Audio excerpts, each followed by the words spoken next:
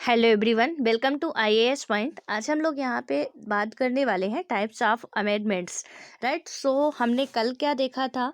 हमने यहाँ पे कल बात की थी कि जो हमारे मतलब कि संविधान संशोधन क्या है, उसके बाद संविधान में संशोधन की प्रक्रिया क्या है। तो हमने इन चीज़ों के बारे में बात की थी कि जो इसकी मेथड क्या है, किस तरीके से संविधान संशोधन होता है। तो कल वाली चीज़ों को थोड़ा सा रिकॉल कर लेते हैं। एंड आपको जो काम करना है, मेरे साथ साथ नोट्स बनाते जाना है। सबसे पहला और सबसे ज़रूरी ये काम आपका है और इसे आपको पूरी ईमानदारी के साथ करना है। क्योंकि ऐसा मैं इसलिए बोल रही हूँ ताकि आप जब भी रिवाइज करने बैठो तो आपको बार बार वीडियो ना देखना पड़े, बुक ना खोलनी पड़े। आपकी नोट्स आपके लिए रामबाण वाला काम करेगी। तो इसलिए आपको बनाते जाना। राइट, तो अब हम यहाँ पे यदि बात करते हैं कि हमने कल क्या क्या पढ़ा है, तो सबसे पहली बात कि अमेंडमेंट की बात करें या हम संशोधन की बात करते हैं, तो इसमें हम देखते हैं कि कौन सा आर्टिकल है जो हमारे एग्जाम के लिए इम्पोर्टेंट है। आर्टिकल हमारा हो जाएगा 368, यानी कि 368 अनुच्छेद में बात की गई है संविधान में संशोधन की। अब इसके बाद क्या होता है कि कौन सा भाग है, इसके लिए जो पार्ट है वो आपका पार्ट आता है 20। कभी कभी पार्ट भी पूछ लिया जाता है, तो आपको ये याद रखना है। देन उसके बाद अब यहाँ पे हम देखें कि इसकी क्या क्या प्रक्रियाएं होती हैं, किस किस तरीके से किया जाता है। तो देखो, यहाँ पे बहुत सारी चीज़ों की बात की गई थी कि सिर्फ और सिर्फ संविधान संशोधन करने का राइट किसके पास है, तो ये संसद के पास बताया गया कि संसद कर सकती है। यहाँ पे विधानमंडल के पास ये अधिकार नहीं है। कुछ ऐसे मुद्दे होते हैं जहाँ पे विधानमंडल का राय लिया जाएगा, लेकिन विधानमंडल संविधान में संशोधन करे। विधानमंडल का मतलब जो राज्य की विधानसभाएं होती हैं, विधान परिषद होती है, उनके पास ये राइट नहीं है। राइट, तो इसमें से सिर्फ और सिर्फ जब भी क्वेश्चन आए कि संविधान में संशोधन करने का अधिकार किसके पास है, तो संसद के पास है। उसके पास यहाँ पे हमने कल देखा था कि चाहे मंत्री हो, चाहे वो गैर मंत्री हो, यानी कि गैर सरकारी सदस्य हो, वो भी यहाँ पे विधेयक को पेश कर सकते हैं। मतलब कि और हमने बाद में देखा कि जो भी विधेयक आएगा, क्योंकि पहले वो विधेयक ही होता है, आई मीन पहले बिल होता है, और बिल जब पास हो जाता है, पारित हो जाता है दोनों सदनों से, प्रेसिडेंट के जब सिग्नेचर हो जाते हैं, तो वो हमारा एक्ट बन जाता है। राइट, तो यहाँ पे बातें की गई कि राज्य मतलब कि संसद के दोनों सदनों में से कोई भी संविधान में संशोधन करने के लिए बिल पेश कर सकता है। देन उसके बाद क्या होगा कि यहाँ पे जब वो बिल पेश करेगा, तो दोनों ही संसदों से 2/3 मेजोरिटी के साथ वो पारित होना चाहिए।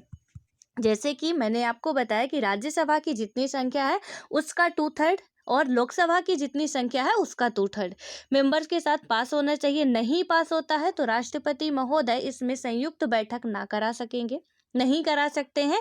तो ये भी आपको याद रखना है। क्वेश्चन यहीं पे घुमाता है आपको कि राष्ट्रपति महोदय क्या संविधान संशोधन में संयुक्त बैठक आर्टिकल 108 के तहत करा सकते हैं, तो जी नहीं, बिल्कुल भी नहीं करा सकते। जब संविधान संशोधन की बात आएगी तो संयुक्त बैठक नहीं हो सकती है।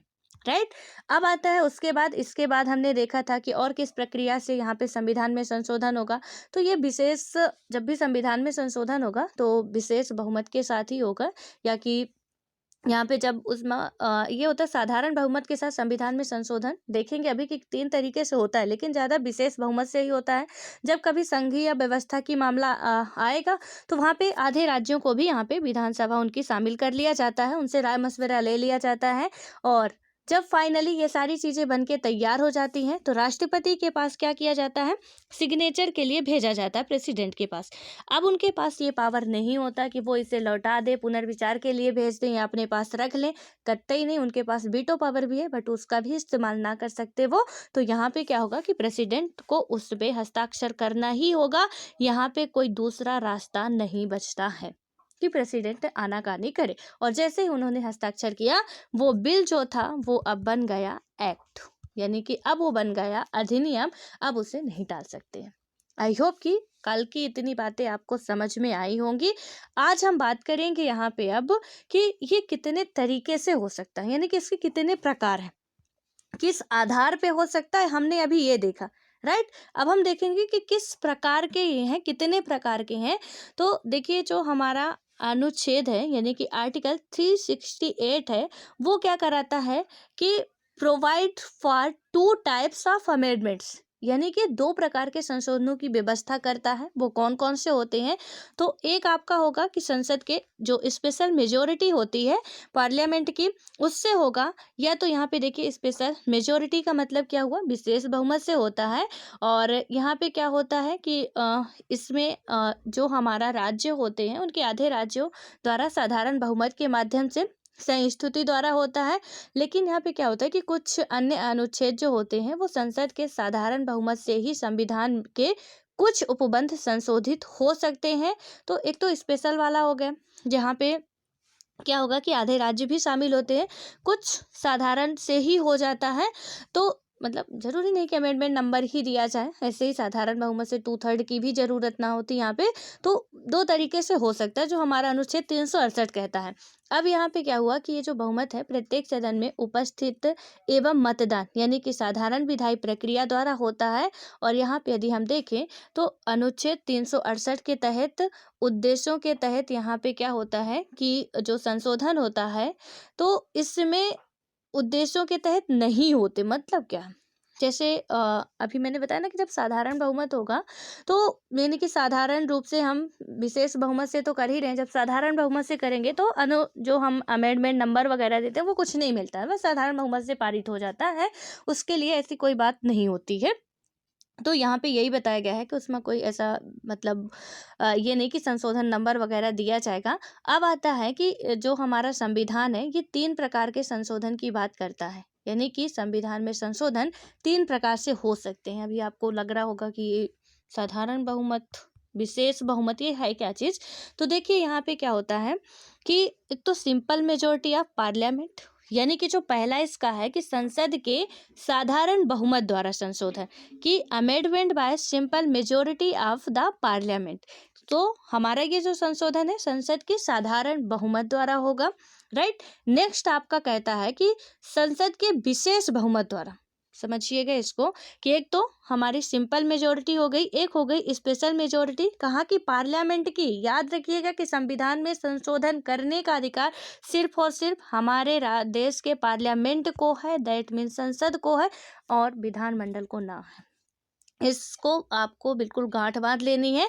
तो यहाँ पे एक सिंपल मेजोरिटी हो गई, एक स्पेशल मेजोरिटी की बात कर रहे हैं, और तीसरा जो आता है आपका कि संसद के विशेष बहुमत द्वारा एवं आधे राज्य विधानमंडलों की संस्तुति के उपरांत संशोधन किया जाएगा, half of the state legislator. तो यहाँ पे क्या होगा कि जो हमारी संसद है तो विशेष बहुमत के साथ साथ क्या किया जाएगा कि राज्यों की आधे विधानमंडल की भी यहाँ पे राय मशवरा लिया जाएगा, उनके सदस्य भी शामिल होंगे। हमने पहले ही देख चुके हैं कि कब, जब संघीय व्यवस्था का मामला आएगा उस टाइम पे ये वाला विशेष बहुमत आएगा जहाँ पे आधे राज्यों को शामिल किया जाएगा। लेकिन कुछ ऐसे मामले हैं जहाँ पे सिर्फ और सिर्फ संसद के मेंबर स्पेशल मेजोरिटी से क्या कर सकते हैं, इसको पारित करा सकते हैं, और यहाँ पे राज्य की जरूरत फिर नहीं पड़ने वाली है। देखिए इसको आपको क्या करना है कि यहाँ पे लिख लेना है संविधान संशोधन के प्रकार, या तो प्रकार ऊपर आप हेडिंग कल ही डाल दिए होंगे, तो प्रकार लिख के सीधे से आपको क्या करना है, एक तो सिंपल मेजोरिटी हो गई यानी कि साधारण बहुमत, एक स्पेशल मेजोरिटी हो गई, एक विशेष बहुमत के साथ साथ आधे राज्यों के विधानमंडल की भी वहाँ पे सहमति ली जाती है। तो ये 3 हो गए, ठीक। अब इसके बाद आता है, देखो अलग अलग करके थोड़ा सा इसको एक्सप्लेन करते हैं। यहाँ पे जो है कि simple majority of the parliament का मतलब क्या है, क्या क्या बातें कही गई हैं। तो होता क्या है कि संविधान के जो अनेक उपबंध हैं वहाँ पे संसद के दोनों सदनों द्वारा साधारण बहुमत से संशोधित किया जा सकते हैं, और ये व्यवस्थाएं अनुच्छेद 368 की सीमा से बाहर है। कहाँ से बाहर है? 368 की सीमा से ये पूरी तरीके से बाहर है। मतलब वही जो मैंने बताया कि संविधान संशोधन नंबर ना दिया जाएगा, बस इतना सा है। तो एक बार मैं फिर इसको बोल रही हूँ, अब ध्यान से सुनिएगा कि जो संविधान के अनेक उपबंध संसद के दोनों सदनों द्वारा, कौन सी संसद के दोनों सदन, राज्यसभा, लोकसभा और राज्यसभा, इन दोनों सदनों के द्वारा साधारण बहुमत से संशोधित कर दिए जा सकते हैं, और ये जो व्यवस्थाएं हैं वो अनुच्छेद 368 की सीमा से बाहर होंगे। और इन व्यवस्थाओं में क्या क्या शामिल है, किन किन को साधारण बहुमत से किया जा सकता है। पहला जो आपका आता है यहाँ पे कि न्यू स्टेट बनाना है, यानी कि जो हमें नए राज्यों का प्रवेश या गठन की बात होगी संसद के साधारण बहुमत से होगी, और यहाँ पे स्पेशल मेजोरिटी की बात नहीं आएगी, राइट। देन उसके बाद आता है सेकंड। सेकंड में आपका क्या बात कर रहा है कि नए राज्यों का निर्माण और उसके क्षेत्र सीमाओं या संबंधित राज्यों के नामों में परिवर्तन। तो सेकंड में क्या बताया गया, पहला तो हो गया कि हम नए राज्यों का प्रवेश या गठन की बात कर रहे हैं। प्रवेश का मतलब कहीं से भी प्रवेश ले सकते हैं, नेपाल के भी कुछ जगह हम अपने में मिला सकते हैं, चाइना के भी मिला सकते हैं, वो प्रवेश करा रहे हैं, ठीक है, या तो हमारे कहीं दूसरी जगह जा सकते हैं। तो जिससे हम बना रहे हैं यहाँ पे, तो उसमें से बताया गया है कि ये मतलब साधारण बहुमत से होगा। देन सेकंड क्या है कि हम अपने ही भारत के अंदर, देश के अंदर राज्यों का निर्माण करें, उनके क्षेत्र में परिवर्तन करें, सीमा में परिवर्तन करें, उनके नाम में परिवर्तन करें, इसके लिए भी हम क्या करेंगे, साधारण बहुमत से ही पारित करवा देंगे। थर्ड आपका क्या कहता है कि यहाँ पे जो राज्य विधान परिषद का निर्माण या उसकी समाप्ति, तो थर्ड में हमें बताता है ये सारे के सारे है कि साधारण बहुमत के द्वारा किए जा सकते हैं। कौन है कि राज्य की जो विधान परिषद का निर्माण या उसकी समाप्ति, ये भी साधारण बहुमत के द्वारा होगा। मैंने बताया कि जो लेजिस्लेटिव काउंसिल होती है, जरूरी नहीं कि हर एक स्टेट में हो, यहाँ पे अपने ही देश में 6-7 स्टेट में है, उसके अलावा किसी स्टेट में नहीं है। तो स्टेट के ऊपर डिपेंड करता है कि वो किस तरीके से करना चाहते हैं या नहीं करना चाहते। इसके लिए भी साधारण बहुमत से ही किया जा सकता है कि उसका निर्माण करना है या समाप्ति करना है। अब आता है चौथा। यहाँ पे क्या बताया गया कि जो हमारी सेकंड शेड्यूल थी, अनुसूची थी, उसमें बताया गया था कि राष्ट्रपति, राज्यपाल, लोकसभा अध्यक्ष, न्यायाधीशों आदि का मुख्य परिलब्धियों, भत्ते, विशेषाधिकार की बात भी जब आएगी।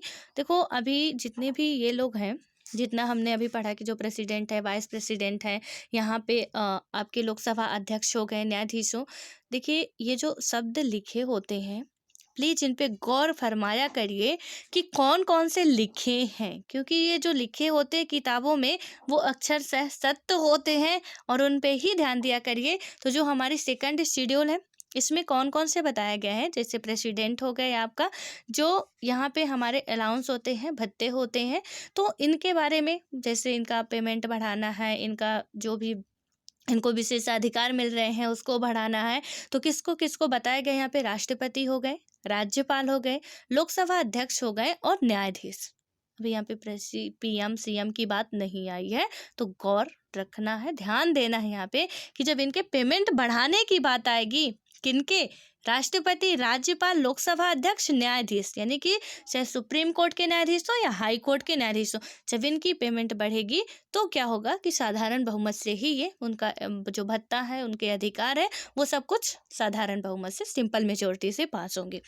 क्योंकि अभी आपको पता है कि राष्ट्रपति की पेमेंट पहले तो 1-1.5 लाख थी, अब 5 लाख हो चुकी है। उपराष्ट्रपति की भी पेमेंट बढ़ चुकी है, लेकिन यहाँ पे उपराष्ट्रपति का जिक्र नहीं आया, राज्यपाल का जिक्र है, लोकसभा अध्यक्ष का जिक्र है, न्यायाधीश का जिक्र है। इसको ध्यान में रखना आपको। अब आता है यहाँ पे 5th नंबर का, संसद में गणपूर्ति की जब भी बात आएगी, यहाँ पे भी क्या किया जाएगा, देखो सदन चल रहा है, गणपूर्ति का मतलब क्या, सदन चल रहा है, पूरे के पूरे मेंबर सदन में शामिल ही नहीं हो रहे हैं, तो इसके लिए भी एक साधारण बहुमत बुलाया जाएगा कि किस तरीके से, तो वहाँ पे साधारण बहुमत की ही बात होती है। और संसद सदस्यों के वेतन और भत्ते, जी अब यहाँ पे आएगा, संसद सदस्यों के वेतन और भत्ते भी साधारण बहुमत से होगा। देन उसके बाद होगा, अब संसद सदस्य में सारे कुछ आ जाने हैं, ठीक है, राष्ट्रपति, सीएम, पीएम जितने भी हैं वो सब आ जाएंगे। अब आता है कि संसद में प्रक्रिया नियम, तो संसद में प्रक्रिया नियम की जब बात आएगी, रूल की बात आएगी, तो यहाँ पे आपको क्या करना है कि ये भी साधारण बहुमत से होगा। संसद, इसके सदस्यों और उसकी समितियों का विशेषाधिकार, तो जब भी संसद है जो हमारा, तो इनके सदस्य जो हैं, इनकी समितियां जो हैं, उनके कुछ विशेषाधिकार होते हैं, तो ये भी साधारण बहुमत से इन्हें दिए जाते हैं। आप सोचिए कि इन सब में इतना संविधान संशोधन करने लगेंगे तो हम लोग नंबरिंग रटते रटते थक जाएंगे। मतलब 1950 में संविधान लागू हुआ, और ये भी एक बहुत बड़ी बात है कि 104 संविधान संशोधन हो चुके, छोटी बात नहीं है, 5वां होना है, 5वां बिल्कुल लाइन में लगा है, कभी भी हो सकता है, ठीक है।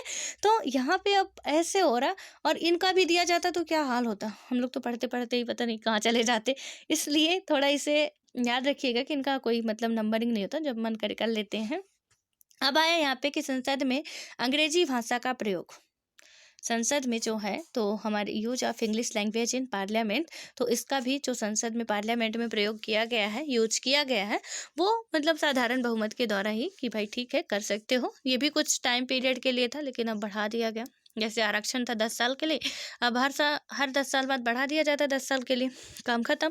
तो अब यहाँ पे हुआ नेक्स्ट नंबर तो जो आता है हमारा कि इसमें क्या बात की गई है, यहाँ पे उच्चतम न्यायालयों के में अवर न्यायाधीशों की संख्या, यानी कि उनके न्यायाधीशों की जो कुछ अलग से चाहिए उनको संख्या बढ़ाना, उच्चतम न्यायालय के न्याय क्षेत्र को ज़्यादा महत्व प्रदान करना, ये भी हमारा यहाँ पे सिंपल मेजोरिटी में ही आएगा।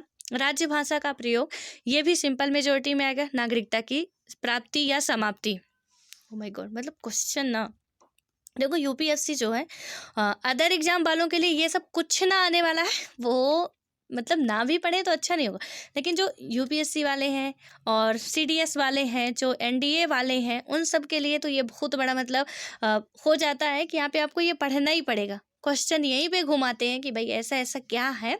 और हाँ, एक इम्पॉर्टेंट बात है कि यूपीएससी का नोटिफिकेशन आ चुका है, तो आप लोगों में से जो भी इसकी तैयारी कर रहे हो अब जुट जाए अच्छे से, और फॉर्म भरना तो ज़रूरी हो जाता है। अब यहाँ पे क्या हुआ, खैर नेक्स्ट पे आते हैं कि और कौन कौन से स्पेशल मेजोरिटी के तहत हो सकते हैं। नागरिकता की समाप्ति या प्राप्ति, ये भी कहाँ पे होता है भाई, ये भी होता है सिटीजनशिप अमेंडमेंट आया था, CAA आया था, पहले CAB था, कैब था पहले, यानी कि सिटीजनशिप अमेंडमेंट बिल था, जब पास हो गया तो सिटीजनशिप अमेंडमेंट एक्ट बन चुका था। तो ये अब कहाँ पे आएगा, आपका साधारण बहुमत में ही आएगा। ठीक, अब इसके बाद क्या होता है कि जो हमारा आएगा संसद एवं राज्य विधान मंडल के लिए निर्वाचन की जो बात होती है वो भी इसी में आएगा। निर्वाचन क्षेत्रों का पुनर्निर्धारण, ये भी इसी में आएगा। और इसके बाद आता है केंद्र शासित प्रदेश, यूनियन टेरिटरी जो होती हैं वो भी इसी पे आएगी। और 5वीं अनुसूची यानी कि अनुसूचित क्षेत्रों एवं अनुसूचित जनजातियों के लिए जो बात की गई है उनके प्रशासन की, वो भी इसी में आएगा। 6ठी अनुसूची जनजातीय क्षेत्रों का प्रशासन भी इसी में आएगा। इसी का मतलब साधारण मेजोरिटी में आएगा, राइट। अब आते हैं कि जो हमारी स्पेशल मेजोरिटी की बात करते, कौन कौन सी चीज़ें आएंगी विशेष बहुमत में। देखिए विशेष बहुमत में क्या होता है, सीधी सी बात है कि संविधान में हमारे बताए गए ज़्यादातर जो उपबंध का संशोधन संसद के विशेष बहुमत द्वारा किया जाता है, यानी कि प्रत्येक सदन के कुल सदस्यों का बहुमत और प्रत्येक सदन में उपस्थित और मतदान करने वाले सदस्यों के 2/3 का बहुमत, राइट। अब क्या होता है यहाँ पे कि कुल सदस्यता अभिव्यक्ति का अर्थ सदन में सदस्यों की कुल संख्या से है, फिर चाहे इसमें रिक्तियाँ या अनुपस्थिति हो। यानी कि आप देख सकते हो कि यहाँ पे तो जितने भी हमारे संविधान में संशोधन होते हैं, ज़्यादातर ये छोटे मोटे तो हमने पढ़ लिया, साधारण में कितने आएंगे, बाकी के जो होते हैं वो स्पेशल मेजोरिटी से ही किए जाते हैं। अब देखो इसमें यदि हम बात करें सीधे तौर पे, तो जो विशेष बहुमत की आवश्यकता विधेयक के तीसरे पठन यानी कि चरण पर केवल मतदान के लिए आवश्यक होती है। कहाँ पे विशेष बहुमत की जो होती है, तो ये बताया गया है कि यहाँ पे जब भी विधेयक होगा उसके तीसरे चरण या मतदान के लिए आवश्यक होती है। और परंतु क्या होता है कि पूर्ण बचाव के लिए विधेयक की सभी अवस्थाओं के संबंध में सभा के नियमों में क्या होता है, विशेष बहुमत की आवश्यकता की व्यवस्था की गई है। यानी कि आप संविधान में संशोधन वगैरह कर रहे हो, आर्टिकल नंबरिंग चेंज कर रहे हो, उसमें तो ऑब्वियसली यहाँ पे आपको संविधान में संशोधन होगा तो आपको विशेष बहुमत तो करना ही पड़ेगा। 2/3 यहाँ पे आना ही चाहिए, ऐसे नहीं कि 40 आ रहे 200 में से 40 भी आ रहे कर दो काम खत्म, तो ऐसा नहीं होगा। ठीक है, अब यहाँ पे क्या होता है कि इस तरह की जो संशोधन व्यवस्था में शामिल है कौन कौन से। अब जो सबसे बड़ी बात है कि यहाँ पे किस तरीके से हो रहा है वो तो आपको पता है। 2/3 याद रखिए, भूलिए मत कि विशेष जो बहुमत होगा वो दोनों ही सदनों का, सिर्फ 2 सदन का। स्टेट की विधानमंडल, विधानसभा, विधान परिषद की बात ना ही आई है तो उसको नहीं याद रखना आपको। तो अब यहाँ पे कौन कौन से हैं विशेष बहुमत में आएंगे, जैसे फंडामेंटल राइट। जब भी फंडामेंटल राइट में संविधान संशोधन किया जाएगा वो किससे होगा, तो वो आपका होगा स्पेशल मेजोरिटी से ही किया जाएगा, राइट। अब इसके बाद आता है हमारा जो मौलिक अधिकार होगा, directive principle of state policy, तो ये भी आपका कहाँ पे आएगा, DPSP, नीति निदेशक तत्व की जब भी इसमें बात किया जाएगा ये भी कहाँ पे आएगा, विशेष बहुमत में आएगा। वे सभी उपबंध जो प्रथम एवं तृतीय श्रेणियों से संबद्ध नहीं है तो यानी कि जो हमारा यहाँ पे हमने देखा कि मौलिक अधिकार है, नीति निर्देशक तत्व है, और इसमें ये बताया गया है कि वे कुछ और भी उपबंध है जो हमारे की प्रथम एवं तृतीय श्रेणी के संबंध नहीं है, तो वो भी यहाँ पे संशोधित किए जाएंगे। अब आता है यहाँ पे कि जो संसद के विशेष बहुमत एवं राज्यों की स्वीकृति द्वारा होते हैं, ये तीसरा जो है यहाँ पे राज्यों की स्वीकृति की भी होती है। इनमें से कौन कौन से आते हैं, है क्या चीज़, पहले थोड़ा इसको बात कर लेते हैं कि ये है क्या चीज़। यहाँ पे ये बताया गया है कि नीति के संघीय ढांचे से संबंधित संविधान के उपबंधों को संसद के विशेष बहुमत द्वारा संशोधित किया जा सकता है, और इसके लिए यह भी आवश्यक है कि आधे राज्य विधानमंडलों में साधारण बहुमत के माध्यम से उनको मंजूरी मिली हो। ठीक है, यानी कि संसद से तो किया ही जाएगा, कोई उसमें कंफ्यूजन की बात नहीं है, लेकिन आधे राज्य विधानमंडल से क्या हो कि वहां पे इनको क्या मिली हो, साधारण बहुमत से, सिंपल मेजोरिटी से उन्हें वहां से वो पास कराया जा चुका हो। अब यहाँ पे क्या होता है कि यदि एक या कुछ या बचे राज्य विधेयक पर कोई कदम नहीं उठाते तो इसका कोई फर्क नहीं पड़ता। ये हाफ स्टेट लेजिस्लेचर की बात क्यों की गई है कि कुछ भी इसमें मतलब आधे से अधिक जो आधे स्टेट हैं वो शामिल हो रहे हैं, आधे नहीं भी हो रहे हैं, तो इसमें कोई कुछ फर्क नहीं पड़ने वाला है। घर में है, घर में कोई बात चल रही है तो आधे मेंबर शामिल हो रहे हैं, आधे नहीं हो रहे, नहीं हो रहे तो नहीं हो रहे, जाने दो। तो यहाँ पे स्टेट में भी नहीं हो रहे हैं आधे स्टेट, तो कोई बात नहीं, इसलिए हाफ की बात की गई है कि हाफ हमारा जो स्टेट लेजिस्लेटर है वहाँ पे सिंपल मेजोरिटी से ये पास होना चाहिए। अब आता है यहाँ पे कि जो हमारा है औपचारिकता पूरी हो जाती है, आधे तो कर देते हैं तो औपचारिकता तो पूरी हो जाती है। विधेयक को स्वीकृति देने के लिए राज्यों के लिए कोई समय सीमा निर्धारित नहीं है। अब कभी क्वेश्चन ऐसा बन सकता है कि जब आधे राज्यों की बात आएगी तो विधेयक को स्वीकृति देने के लिए राज्यों के पास समय 6 महीने की समय सीमा है, 2 साल की समय सीमा है। तो आपको ये याद रखना है कि यहाँ पे कोई भी समय सीमा नहीं दी गई है, नो टाइम लिमिट। क्या बताया गया है कि यहाँ पे आपको कोई भी समय सीमा नहीं है स्टेट के लिए कि वो कब तक देंगे, टाइम नहीं दिया गया, इसको याद रखना है। अब आता है कि यहाँ पे कौन कौन से हैं, कौन कौन से ऐसे हैं जो शामिल होंगे, कौन कौन से विषय हैं। तो एक आएगा पहला, election of the president and it's manner, मतलब राष्ट्रपति का निर्वाचन एवं उसकी जो प्रक्रिया होगी ये कहाँ पे आती है, साधारण और इधर विधानमंडल वाले में आएगा, सॉरी स्पेशल और यहाँ के जो आधे राज्यों के साधारण बहुमत वाला। देन उसके बाद आता है कि केंद्र एवं राज्य कार्यकारिणी की शक्तियों का विस्तार जब होगा, यहाँ पे भी यही वाला आएगा, और उच्चतम न्यायालय एवं उच्च न्यायालय की बात आएगी तो इसमें यही आएगा। अब आता है कि केंद्र एवं राज्यों के बीच विधायी शक्तियों का विभाजन, वस्तु और सेवा कर परिषद, वाह, goods and service tax council जो जीएसटी वाला है वो भी यहीं पे आएगा, ऑब्वियसली कि राज्य को भी दिया जाता है। 7वीं अनुसूची से संबद्ध कोई भी विषय हो, 7वीं अनुसूची से संबद्ध कोई भी विषय हो का मतलब देखिए कितना मतलब लिख दिया इसमें। अब आपको 7वीं अनुसूची पता होगी तो आप समझ जाएंगे कि क्या है। 7वीं अनुसूची में हमारे यहाँ पे 3 सूचियाँ दी गई हैं भाई। अब 3 सूचियों में कौन कौन सी आती है, जो 3 सूची में एक है यूनियन लिस्ट है, एक है आपकी स्टेट लिस्ट है, और एक आपकी है कॉन्करेंट लिस्ट है।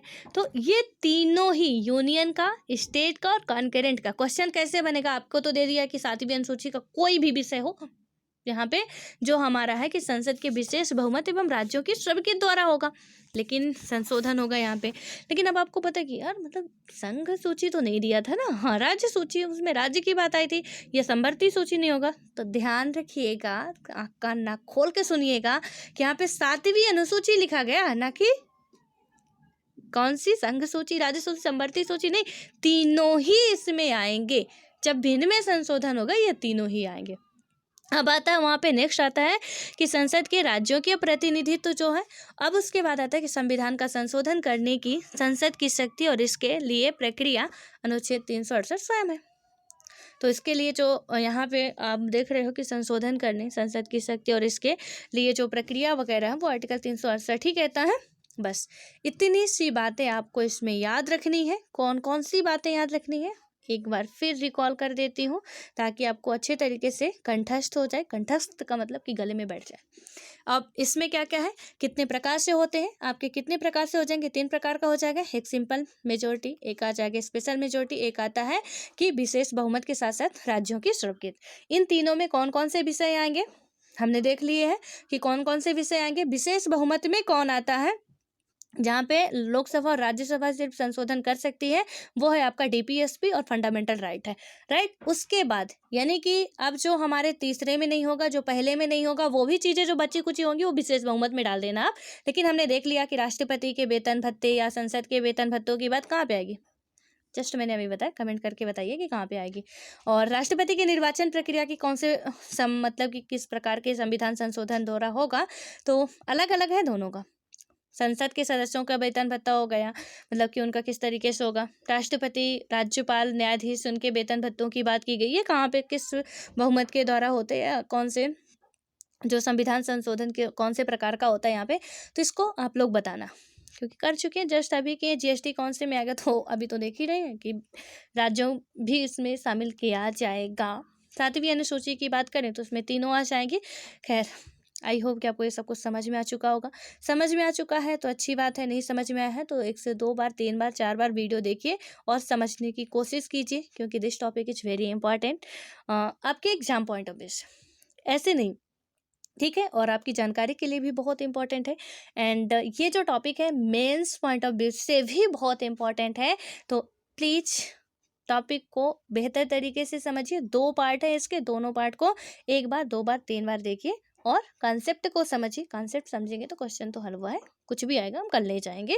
सो मिलते हैं फिर। अब basic structure of the constitution है, देखते हैं कि नेक्स्ट चैप्टर कौन सा स्टार्ट करते हैं, राइट। अभी तो यही दिख रहा, देखते हैं फिर क्या करते हैं। तो मिलते हैं फिर नेक्स्ट वीडियो में। आप लोग बस पढ़ते रहिए। एक बात और बतानी है, होमवर्क है आप लोगों के लिए कि यहाँ पे थोड़ा समय इसको ढक दो तब पूछो, ठीक है। अब यहाँ पे आपको ये बताना है कि जो केशवानंद बनाम भारती मामला है वो कब आया था, राइट। उसके बाद गोलकनाथ मामला कब आया था, ये 2 आपको बताने हैं। ये 2 केसेस जो हैं वो कब आए थे, बस 2 ही हैं, ज़्यादा नहीं पूछे हैं। और बिल्कुल हमें आप पे पूरा भरोसा है कि आप इससे बता लेंगे, क्योंकि आप होनहार बच्चे हैं। सो मिलते हैं, ऑल द बेस्ट।